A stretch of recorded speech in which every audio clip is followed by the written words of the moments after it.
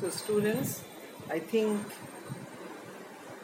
we are about to complete our chapter, our environment, and so today we will discuss another very vital part of this chapter, that is the ozone layer depletion. How ozone layer is getting depleted, what are the effects, and what is the present condition of this.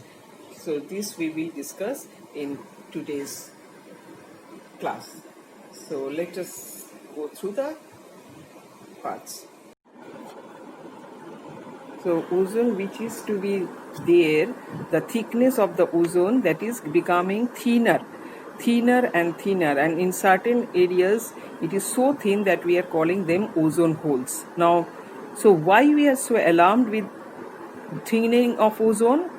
Because ozone, though it is so poisonous, but it has an immense importance on us. When it is present in stratosphere, it prevents the UV rays. We know that UV rays are highly harmful to us. Clear? Ultraviolet rays. They prevent these ultraviolet rays of the sun to coming on earth. Now, ultraviolet rays of sun, what they do? They causes various problems like skin cancer, that eye cataract, complete blindness. So all these are formed when UV rays falls on us. So these ozone forms a shield. It protects us from these UV rays coming on earth. Clear? And as a result we are protected. Now, how this ozone is formed?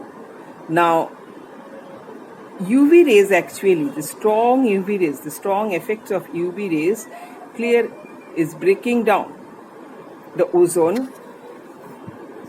In the atmosphere, you can see the strong effect of UV rays. They are breaking down oxygen, clear, in the higher atmosphere into atomic oxygen. This is breaking down molecular oxygen into atomic oxygen, and these atomic oxygen, when reacts with the oxygen, molecular oxygen present there, it is forming the ozone.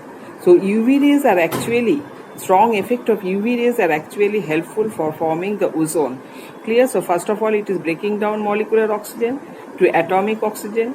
These atomic oxygen are reacting with the molecular oxygen and forming O3, that is atomic oxygen plus O2 forming O3. So they are forming the ozone. Clear? Now, in 1980, it is seen that gradually this ozone layer, which is present in stratosphere, is decreasing. Now, when several searches were there, how it is decreasing, so it was linked that some chemicals like chlorofluorocarbon, clear, this chlorofluorocarbon is a chemical which is commonly called CFC, clear, chlorofluorocarbon, it is commonly called CFC. This CFC is used in refrigerators, in fire extinguisher, air conditioners, clear, and these CFC releases, when goes to the higher levels of atmosphere, releases chlorine, and that chlorine breaks ozone to oxygen and molecular and nascent oxygen or atomic oxygen.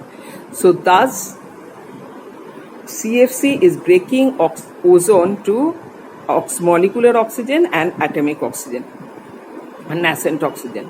So thus CFC is causing the depletion of the finally. So as a result, what happens? This ozone is breaking down, and since ozone is breaking down, so finally it is causing ozone hole in these polar regions. Now, to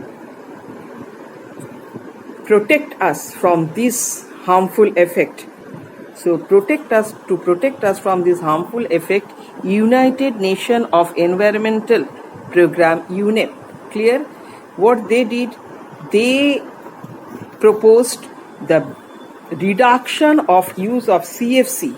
They proposed the reduction of use of CFC in refrigerators or in production of refrigerators and others. Clear?